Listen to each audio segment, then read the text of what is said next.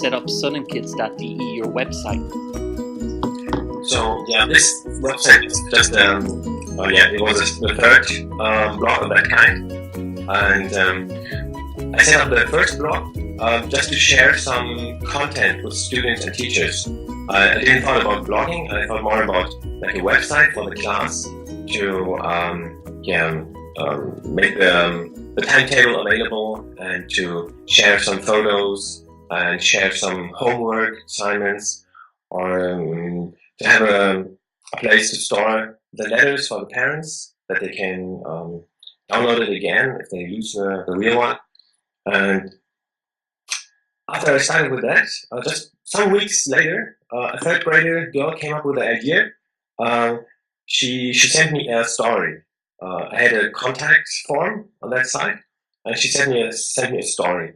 And she said, "Oh, Mr. Claassen, would it be a good idea to publish my story on our website? Can we do that?" And I said, "Well, yeah, that's a good idea. Why not?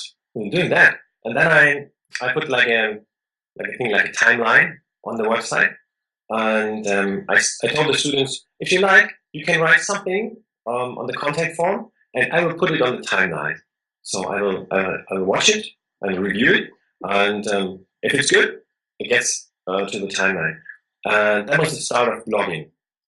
And students went crazy about that idea. They wrote about everything. They wrote about what they did last weekend and what they did in the holidays, something about their pets, and yeah. So that was the idea of blogging. So I saw that it was very important for the students to read what the other students had written, and students who had written something were very proud that somebody else had written it, and they could show the students some web statistics. And I showed them, well, look at that, we're just 28 students, but kind of 40 people watched our site in one day. So there must be some other people who had a look at your work. And I think that had a huge impact on the students' motivation. They said, "Oh, well, somebody else is reading my text. Somebody." And yeah, that was the main idea, to get the students connected to the world and gave them a real audience. So I would recommend for everyone who's in the teaching area to try blogging. Just don't think so much about it. Just start blogging about something you like. Or if you're already a teacher, why not start blogging about what you're doing and let the students participate, or the parents. So I think it's a great thing to connect people. And school is about connecting people. They all come from different families, and they come together in one room, and they're very different, and families are very different. And so sometimes students have a feeling of school is something separated from the real world. It's not in their families, it's not in public space, it's just a special room, and you can expand that room into the families and into the public. I think this has a great effect on how the students think about their school and their time in school. So if we want to experiment now today with setting up our own blog, is there any tool you could recommend for us? Yeah, so I had very good experience with Weebly, which is a web-based blogging or website tool. It's for free if you're okay with just having 5 sites in one site. So 5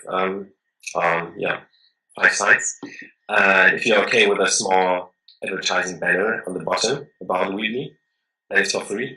And this is the most easy way to set up a blog, in my experience. There are lots of other programs and companies where you can try that, like WordPress, which is very popular. But in my experience, for educational purpose, Weebly is just perfect because it's so simple.